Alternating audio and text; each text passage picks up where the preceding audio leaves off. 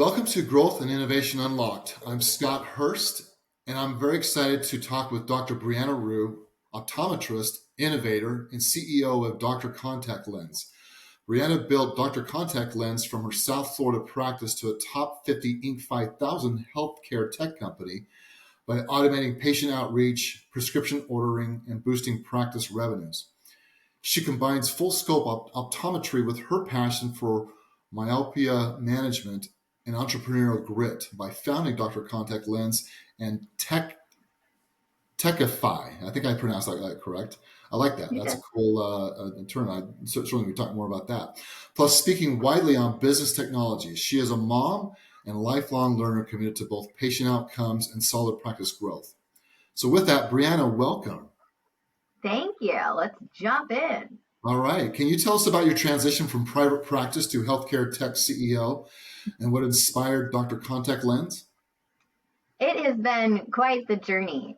So, Scott, I like to say I became an optometrist in second grade when I got my first pair of glasses. My dad had two friends that were private practice owners.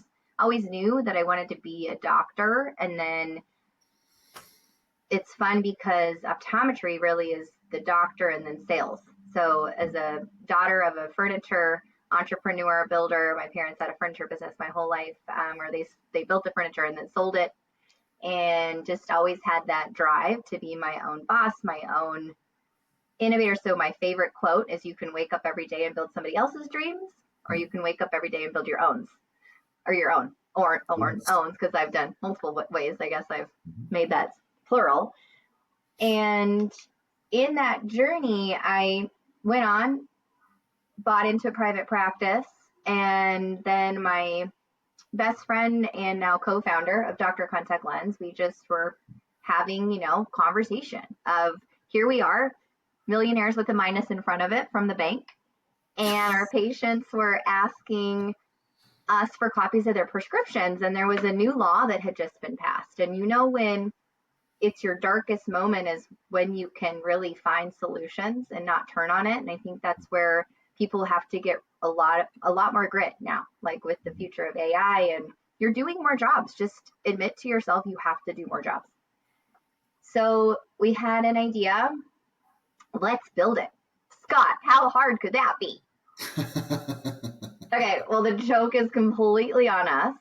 But what I hope you take away from this is there's going to be ups.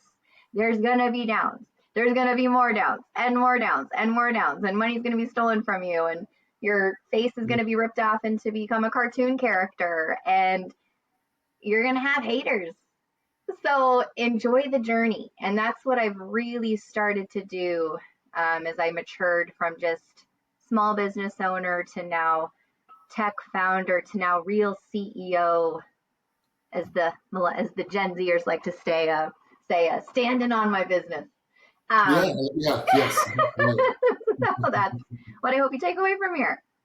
Great. Well, thank you very much for walking me through that. And wow, you've gone through a lot. I like how you talk about there'll be another low, then some ups and some lows, and then another lows, but then some ups too, right? I mean, it's kind of the way life sometimes is, right? It's maybe 2 steps down, 1 step up, 3 steps down, 4 steps up. So, I mean, it can be like that, right?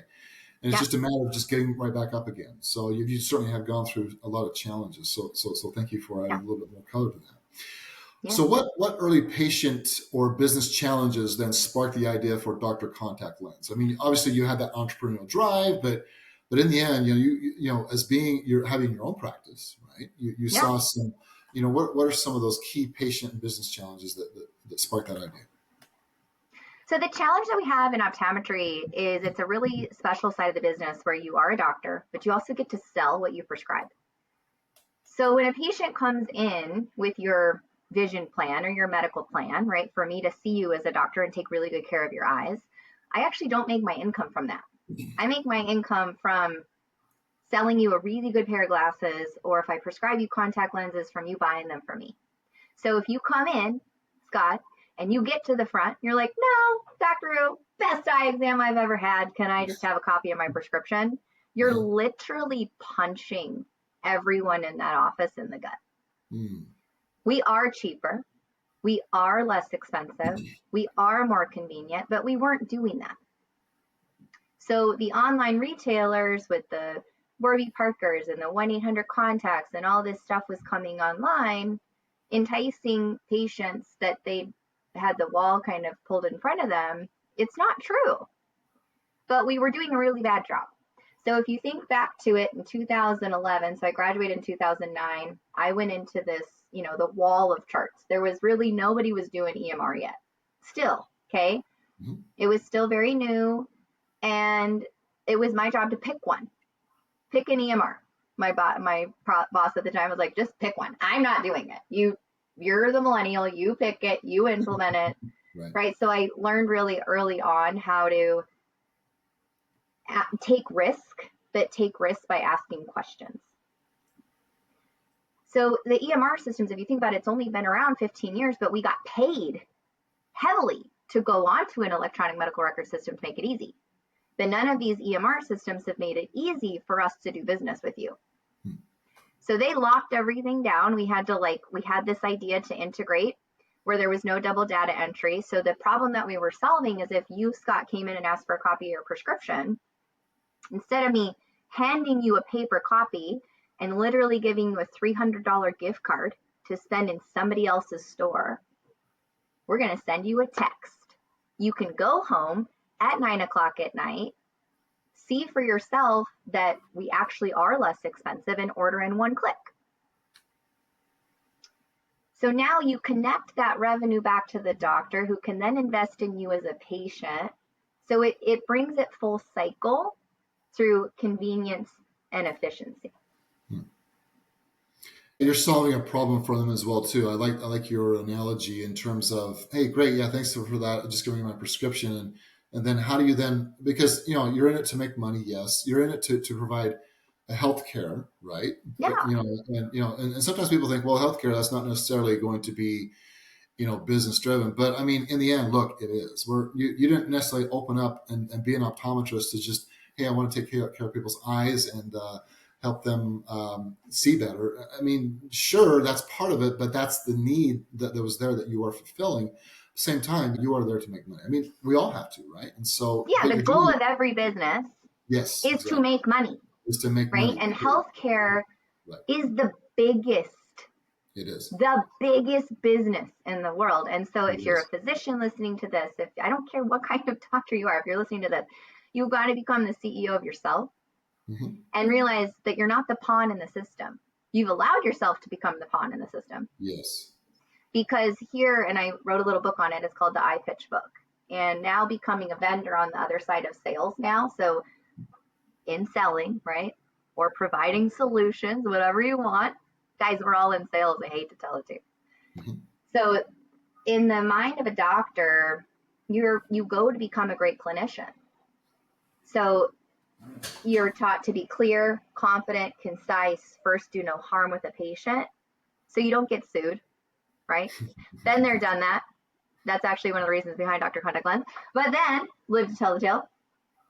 On the other side, in business, you have to take risk, but no one taught you how to take real risk. All it is a framework. It's questions to ask.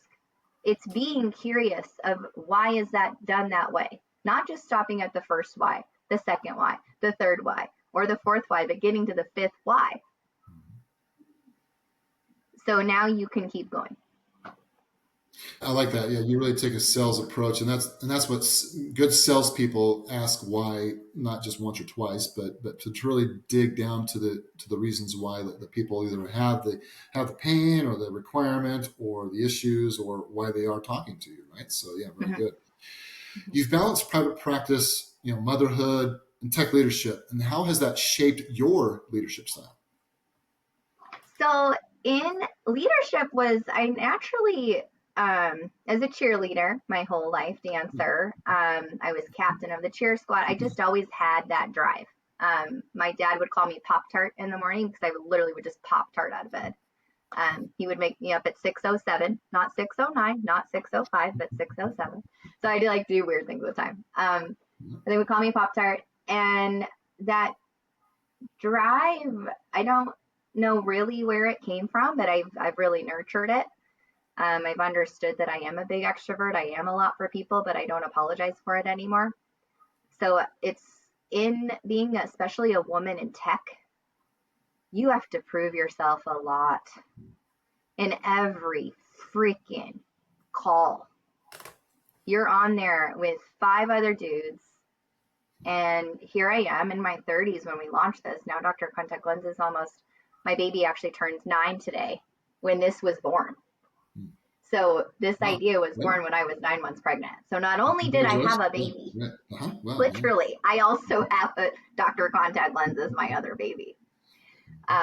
Great time to launch a company when you're right. Wow. So when you're the leadership side, again, when you come out as a doctor, like you just happen to be like a positional leader because you're at the top. You actually didn't do anything to really get there. Right. And how I've developed that a lot is who I surround myself with. I've always had incredible mentors. And by the way, you do outgrow your mentors. So you still have to keep leveling up. I'm like, you don't take advice from someone's life you wouldn't want. Number one. Love that. I love and that. Number two, like what I wish someone had told me, and I was a little bit of a reader, but I am a reader now, a reader. So 10 pages a day. I don't skip a day. It's typically more than that. Saturday, Sunday, Christmas, I don't care. I read. And you can listen to podcasts, you can listen to audiobooks, but that's where I've really leveled up. And I've also invested in coaches. So being a D1 athlete, you have coaches. You as an entrepreneur or a business owner or a founder, you need a freaking coach, man. That should be your first investment, because if you're not taking care of all this stuff up here, you can't see your blind spots. You can even use ChatGPT to be your coach now. Like you're a world level coach. Interesting, yeah. And I've done that, right? Show me my blind spots. And I'm like, be honest. If you haven't roasted yourself, Scott, you could start every podcast with just a roast of like your guest. It's awesome. And you have to tell it to be mean. Right. So just reading and studying books. And I see inspiration in everything. So it's kind of it's the Jeff Bezos model. I just actually heard this morning. I didn't realize this is how he thought. But he said your environment is your tool. It's your education. The world is your education. So it's looking for little inspiration. And it really just comes down to doing the work. And I can get into there with how I have become accountable. No, that's great. You've really shared some very important points and nuggets there on coaches and mentors, and you got grow one, and then also be ever reading and ever learning too, right? That's so important. And wherever you are in your environment, whatever's all the inputs or whatever things are going to affect you, you're going to be learning one way or the other, or you're going to be affected at least, right? And so, be careful where you are then, obviously, because that's going to affect you. Yeah, thank you. So Dr. Contact Lens made the Inc. 5000 list. So what key strategies drove that accelerated growth? So we didn't make it once, not twice, but now 3 times on a roll. Good job. So I was a big Inc. magazine reader. I don't know where Inc. kind of came from. So I looked into what it was to be, obviously it starts there with curiosity. What does it take to be a company on the Inc. 5000 list? So the first year you have to do that, you can apply. You have to have 3 years of revenue over 100K. So in order to apply. So the first year we applied, they look at that year that you hit the 100K, and then 3 years later to make sure, number one, you're still in business. And then they look at that growth. And it's going to be massive. Like we're a SaaS company. And to actually get to $1 million in SaaS, I've figured out is like almost impossible. So it's giving yourself kudos too. I think as entrepreneurs, like tend to beat ourselves up a little bit. So make sure you have your pump up folder. Make sure you're talking there. And I learned something here in a book I just read that we can share. But then we applied and we made number 41 on the list.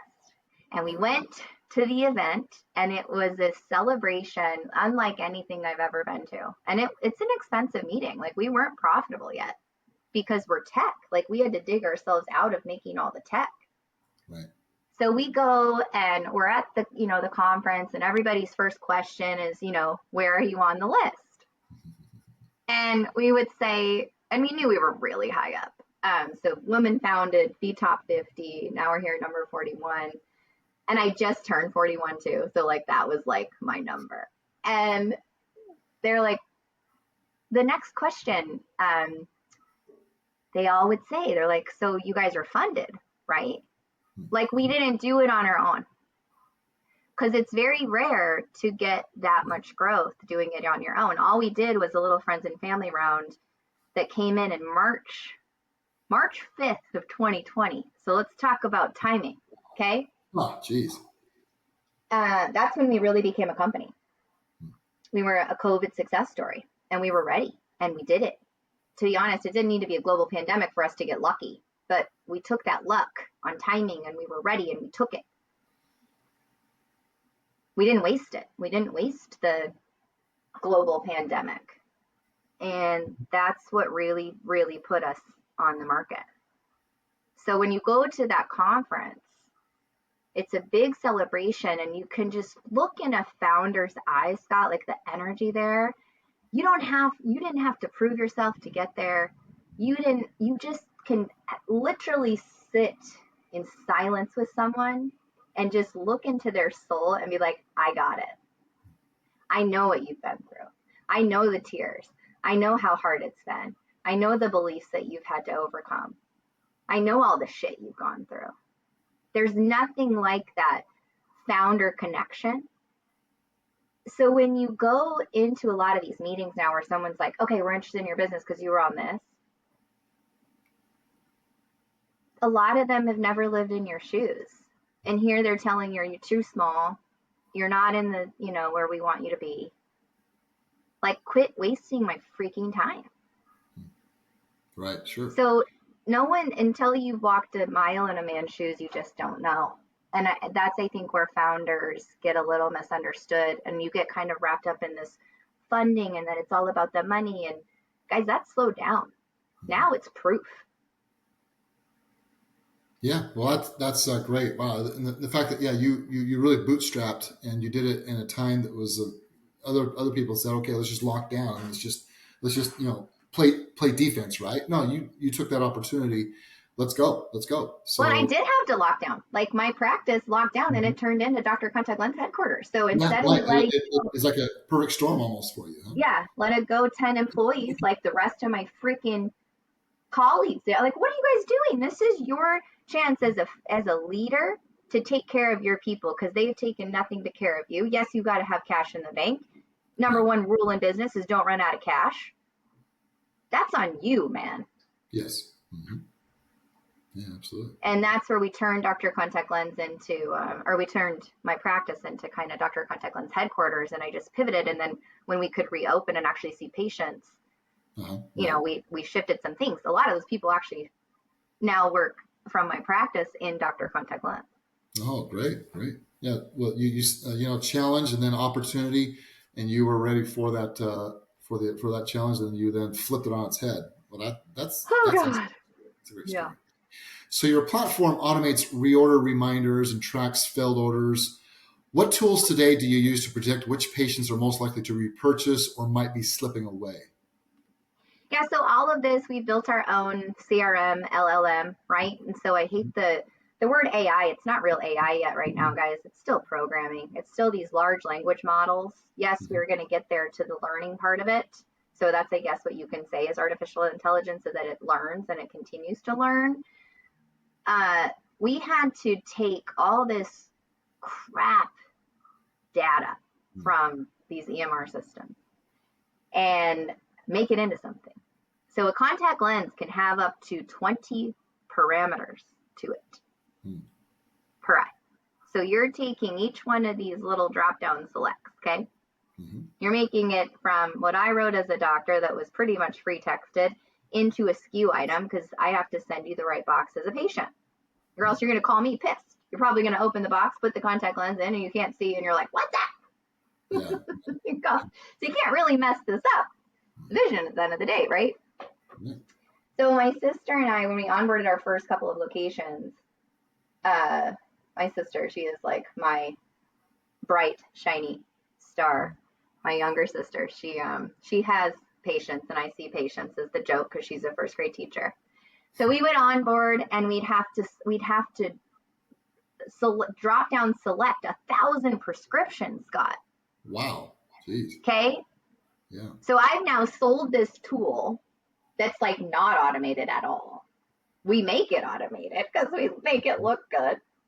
Oh my God. Like I had my mom matching. I had my sister matching. I had my husband at some point matching. I had my whole office matching. I had my dog matching. Like my 3-year-old, I was like, can he probably match? Maybe. I don't know. So that hard work created what we created now, which is that large language model. Wow. Yeah. So So you built now your we can own. Yeah. actually predict, Scott, if you order 6 months, why am I not reminding you in 6 months to order? Why is somebody else?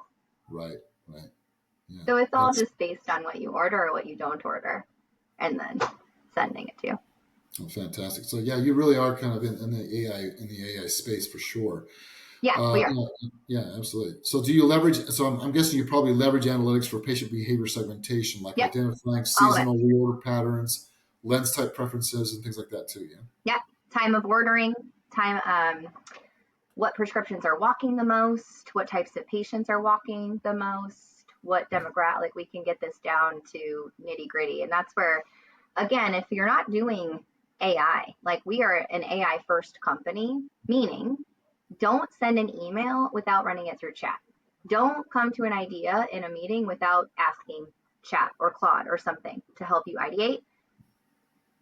Get it through there. Work through that process so we can move fast. Right now, this is all about speed. Mm-hmm. Yes. Yes. So I Absolutely. think it's getting a bad name if you haven't gone down that rabbit hole. Like just start with chat. Start learning how to prompt. If you're on LinkedIn, follow people that prompt. There's amazing prompters out there. If you're on Instagram, curate your Instagram to feed you knowledge. Like my LinkedIn, that's where you should connect with me.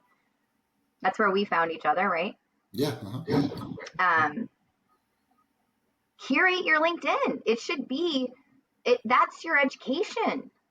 Don't just mindlessly scroll. Mm-hmm. What do you want to learn? Agreed. Agreed. Absolutely. So retention is key. We talked about that a little bit. What recurring challenges do practices face in keeping patients then that you see? They think that it's about price. Like patients are leaving them because of price. Hmm. It is not price. It's because you confused your patient or you didn't offer them convenience. So everybody wants everything teleported to their door. They don't want another errand. Amazon has made errands go away. Like, oh my God, I'm out of milk. Let me put it into my cart. It'll be here in 2 minutes, right? Mm-hmm. I mean, you can't even drive to the store and pick it up and it be there soon enough. So that's what we've helped the doctors understand is if you have your capture rate is 70% of the patients that you see, do you think 70% is good? Mm-mm. Nope. No, right? You don't, maybe you graduated and became a doctor with a 70% or organic chemistry because that's, my God, I had to take it twice because I failed it the first time. Sure. You, that's just not good. And so we're not asking deep enough questions. And remember, if you run a small business, you have to wear many hats. The smaller you are, the more hats you have to wear. So it also becomes this trust thing. So as a high achiever, somebody who I don't really have the perfectionist, but I definitely have some form of ADHD for sure. Undiagnosed, but diagnosed myself. You have to really, really offload yourself. So my favorite life-changing read was Buy Back Your Time by Dan Martell. I was halfway through the book and he talks about the time audit. So I was doing a time audit.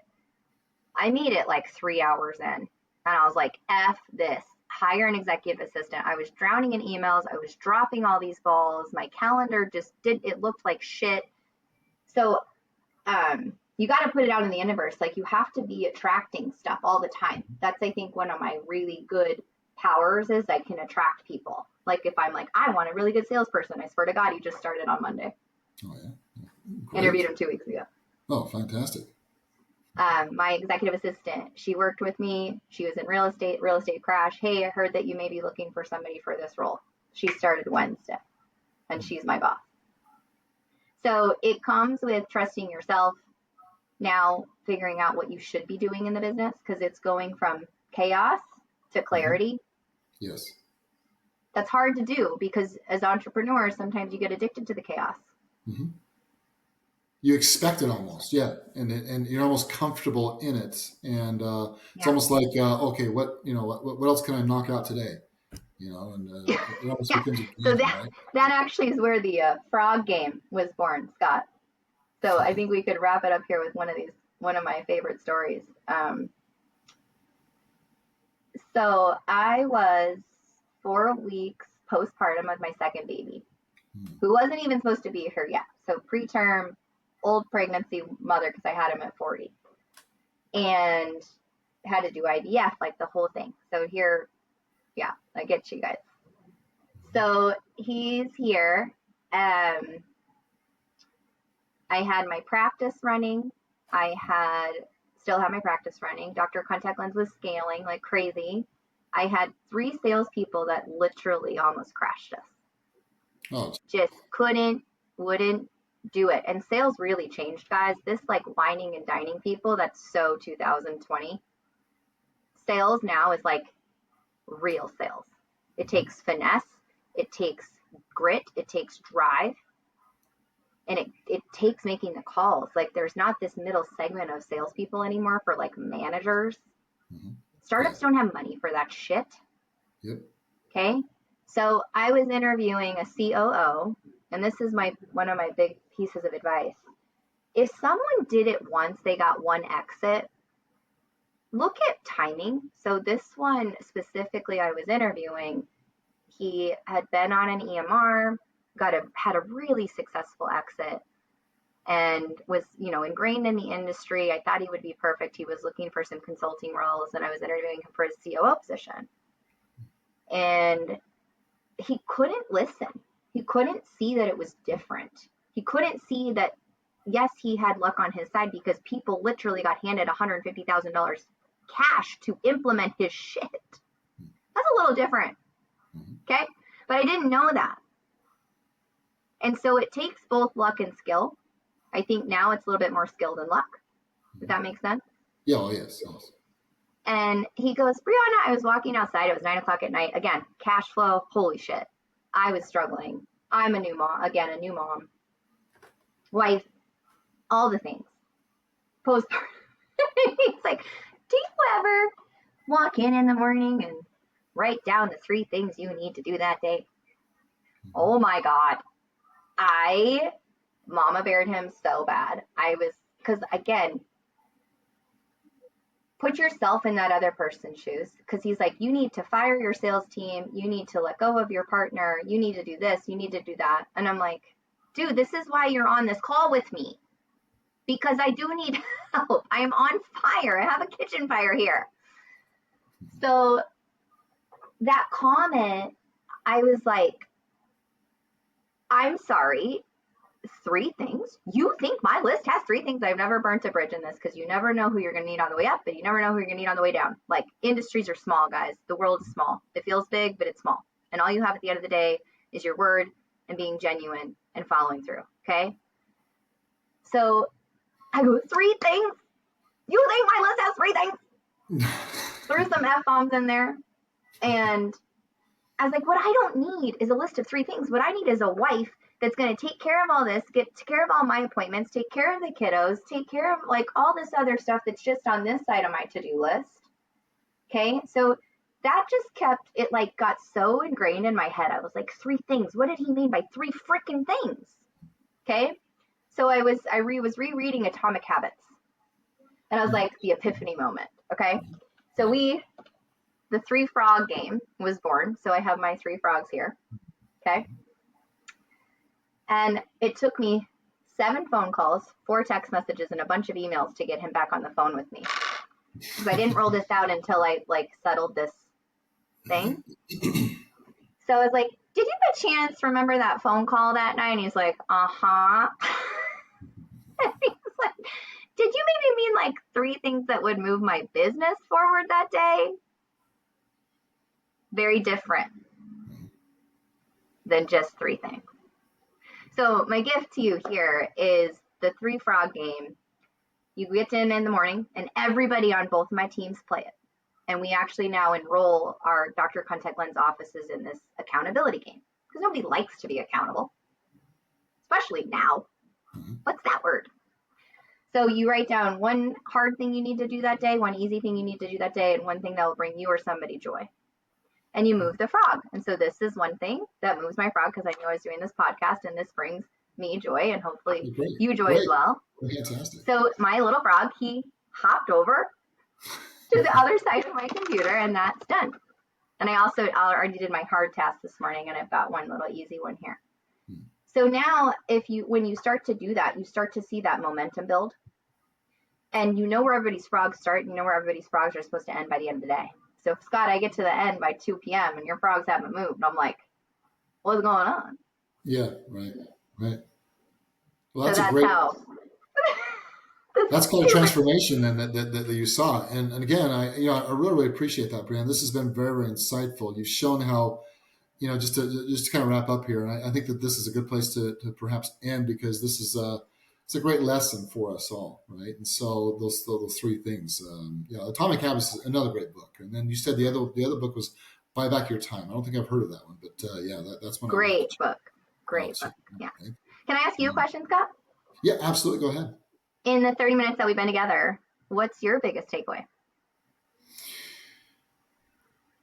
I would say the biggest takeaway for me is probably, at least learning from you, was, you have a vision, no pun intended, but yeah, you have passion, and then you take steps each day by day, then to help realize that's probably something that I've learned, at least today. I mean, I'll go back and listen to this again for sure. But that's probably top of mind for me, probably more than anything else. So awesome. I appreciate you asking that question of me. So yeah, absolutely. You again, just to kind of sum up a little bit, you've shown how, patient first care, you got tech-driven automation. You brought up the LLM term, which is great.